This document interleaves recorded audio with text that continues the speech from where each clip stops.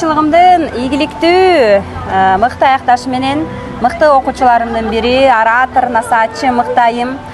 3 баланын апасы.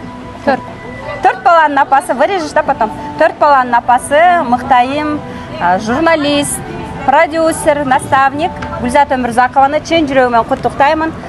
Ушул окууну ийгиликтүү аяктап, продюсер, наставник аталышы менен. Чоң рахмат. Ыраазымын, куттуктайм. Ушул 2 айдын ичинде кандай билимдерди алдыңыз жана 2 ай мурун кандай элеңиз, азыр кандайсыз? Өзгөрүүлөр барбы? Сөзсүз, албетте өзгөрүү болду. Бизде 2 ай бою өтө чоң билим алдык деп айтсам болот. Ушунчалык өзгөрүү болду. Эмнеден өзгөрүү болду? Биз өзүбүзгө болгон ишеним пайда болду. Өзүбүздүн билимибизге, өзүбүздүн тажрыйбабызга ишеним ала алдык.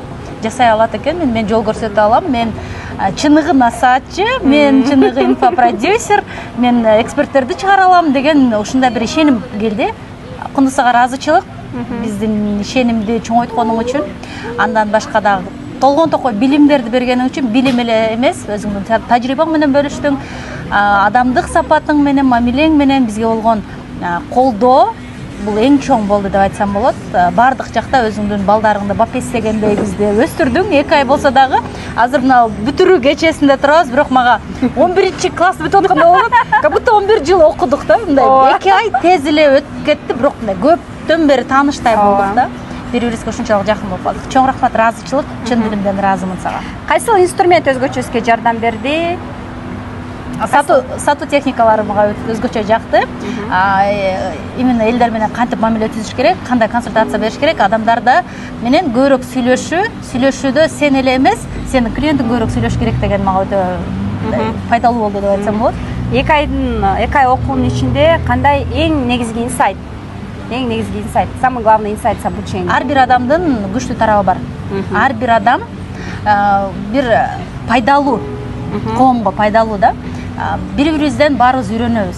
Мисалы, мен билбегенди сен билесиң, сен билбегенди мен билем. Бири-бирибизден үйрөнөбүз баарыбыз деген. Даже у шепота ветра можно учиться, да? Айымдарга кандай каалоо тилек айта аласыз, кеңеш бере аласыз?